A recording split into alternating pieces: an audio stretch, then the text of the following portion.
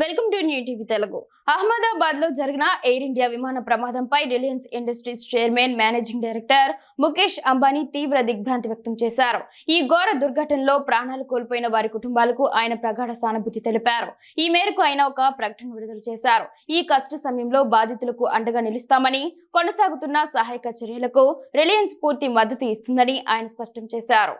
అహ్మదాబాద్ లో జరిగిన విమాన ప్రమాదంలో సంభవించిన తీవ్ర ప్రాణ నష్టం నన్ను, నీతను మొత్తం రిలయన్స్ కుటుంబాన్ని తీవ్రంగా కలిచివేసింది, తీవ్ర వేదనకు గురి చేసింది.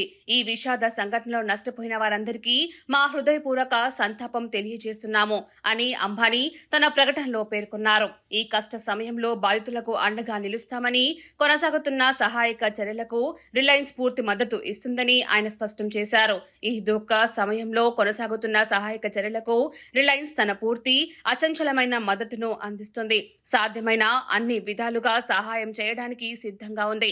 ఈ ఊహించని నష్టాన్ని తట్టుకునే శక్తిని, ధైర్యాన్ని బాధితులందరికీ భగవంతుడు ప్రసాదించాలని ప్రార్థిస్తున్నాము అని అంబానీ తెలిపారు.